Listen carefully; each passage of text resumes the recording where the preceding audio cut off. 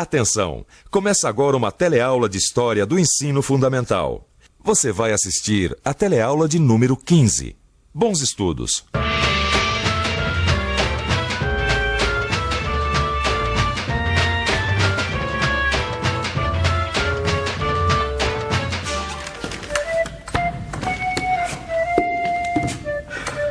Olha só a mala que sobrou pra mim, Vicente.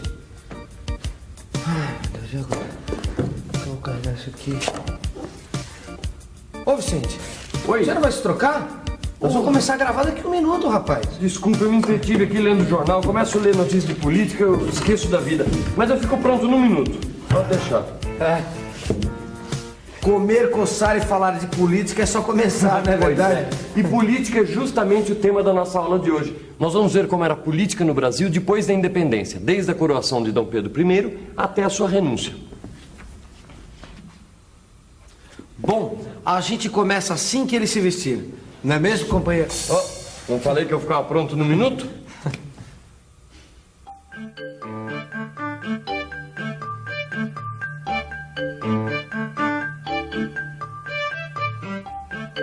Ora, quem está de volta? Há quanto tempo, nosso ilustre viajante?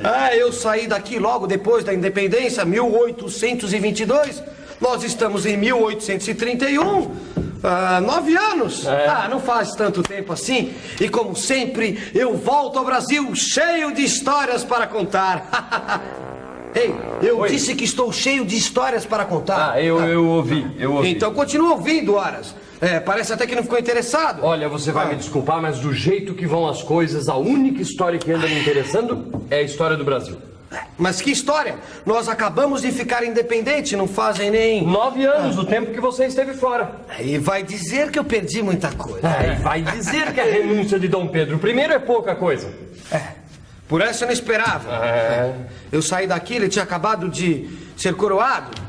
Eu voltei, ele tinha acabado de renunciar ao trono. Agora, eu acho que essa história está muito mal contada. Não. É você que está mal informado. Mas deixa comigo que eu vou te contar essa história direitinho. Independência ou morte! Mas não foram só os brasileiros que comemoraram os novos tempos. Os portugueses que viviam aqui desde a vinda da família real se uniram para dar apoio político ao imperador Dom Pedro I e formaram um grupo que ficou conhecido como Partido Português. Já os brasileiros se dividiram em 2 grupos, os democratas e os aristocratas. E cada partido tinha uma ideia diferente de como o Brasil devia ser governado, certo? Exatamente. Os portugueses queriam que o imperador tivesse poder absoluto, sem limites. Já os democratas pensavam o contrário, que o poder deveria representar a vontade da maioria. E os aristocratas, por sua vez, achavam que o imperador deveria ter poder, sim, mas limitado pela Constituição. E afinal, quem ganhou essa disputa? Pois é, os 3 partidos foram eleitos para a Assembleia Constituinte. Mas quando começaram os trabalhos, em 1823, os aristocratas já tinham dado um jeito de expulsar os democratas da política. Então essa disputa ficou entre os portugueses e os aristocratas. Mas não por muito tempo, não. Peraí, como assim? O que acontece é que o imperador fechou a Constituinte e nomeou uma comissão para elaborar a lei máxima brasileira à sua medida, a Constituição Política do Império do Brasil. Isso já foi no ano de 1824. O poder estava todo concentrado nas mãos dele. Vocês já imaginaram a briga que Dom Pedro I comprou? De um lado, o imperador e os portugueses, do outro, os brasileiros. E o campo de batalha era a nossa primeira Constituição. Mas o que é realmente uma Constituição? E por que ela é tão importante? Vamos ver? Seu Gustavo, o senhor precisa entender que a gente não pode mudar as cores da encomenda de uma hora para outra. Tá tudo pronto aqui, tudo, tá tudo... Quem é que vai arcar com esse prejuízo? Tá bom, eu vou ver o que eu posso fazer. Até mais. Cidinha... Seu Gustavo quer que a gente faça os uniformes tudo de novo. E ele pode mandar assim, sem mais nem menos? sei lá, né? Ele também é nosso sócio, entrou com a maior parte do dinheiro. Ah, não, vou resolver isso já já. Procura aí o contrato social. Ah, boa ideia. Foi pra isso mesmo que nós fizemos um contrato. Pra ver quem é que tem poder dentro da confecção. E ao mesmo tempo para limitar esse poder. A confecção não pode depender da vontade absoluta do seu Gustavo. Não é porque ele deu a maior parte da grana que ele vai se sentir o dono. Contratos e constituições são coisas parecidas. Ficou mais claro? Contratos e constituições existem para definir quem tem o poder, seja o imperador, o presidente, o Congresso, etc.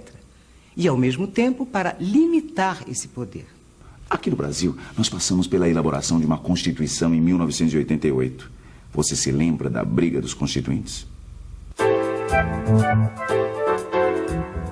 Durante esta Constituinte, surgiram muitas divergências entre os deputados. Isso aconteceu porque eles defendiam diferentes ideias sobre a organização do país. Um exemplo foi a discussão sobre o direito de voto dos analfabetos, que foi contemplado no texto final. Outras questões, como reforma agrária e direitos dos trabalhadores, também dividiram as opiniões dos deputados. O resultado dessas discussões determinou os direitos e deveres de todo cidadão brasileiro. Entendeu agora por que uma Constituição é tão importante? Não foi à toa que houve tanta briga por ela no Primeiro Império. Dom Pedro I, que ganhou o primeiro round, dissolveu a Assembleia Constituinte e impôs a Constituição ao país. A Constituição imposta por Dom Pedro I era centralizadora e conservadora. Centralizadora porque concedeu ao imperador um grande controle sobre o sistema político. Ele possuía o poder moderador que lhe dava o direito de dissolver o parlamento e nomear juízes e a autoridade máxima de cada província. Conservadora porque mantinha a escravidão e limitava a participação política dos cidadãos através do voto censitário. Para ser eleitor ou candidato, o cidadão precisava ter uma determinada renda anual. Isso impedia as camadas populares de votar. Ah, então Dom Pedro enfiou a Constituição de 1824 goela abaixo do povo e todo mundo ficou de boca fechada? Não, senhor. Teve gente que pôs a boca no trombone. Foi aqui na província de Pernambuco que os ventos revolucionários começaram a soprar contra o imperador. Liderados por Frei Caneca, os membros da Câmara da cidade de Recife se recusaram a aceitar a Constituição de 1824. Os recifenses tomaram o poder na província e logo receberam o apoio da Paraíba, do Ceará e do Rio Grande do Norte. Juntos, eles criaram uma república, que foi batizada de Confederação do Equador. Me diga uma coisa, que fim levou essa história da Confederação do Equador? Ih, acabou mal. Os líderes do movimento tinham ideias muito liberais. Perderam o apoio dos comerciantes e dos senhores de terra. O governo central mandou as tropas para lá e acabou com tudo. Os líderes foram condenados à morte.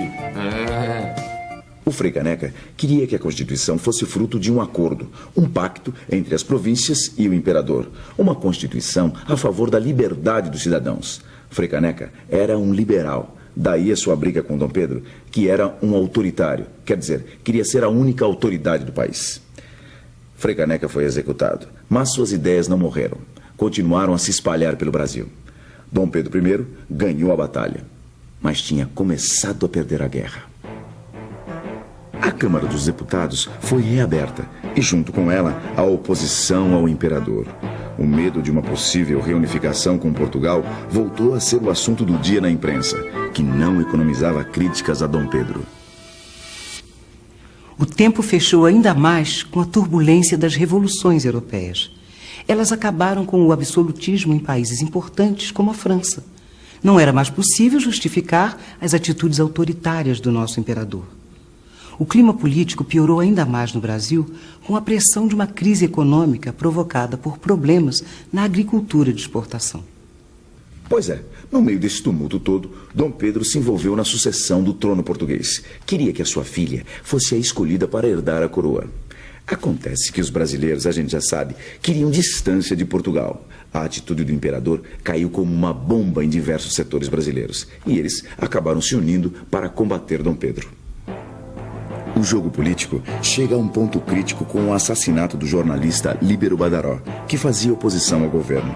A agitação política chega às ruas. Aumenta o conflito entre os portugueses partidários do imperador e os brasileiros unidos na oposição.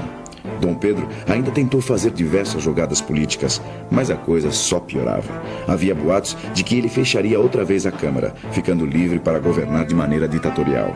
A reação foi quase imediata. Setores populares foram às ruas para protestar contra a nova medida do imperador. Deixa os comentários para depois e termina a história primeiro. Como acabou? Acabou como você já sabe. O imperador renunciou ao trono em nome de seu filho, Dom Pedro de Alcântara. Foi assim que acabou.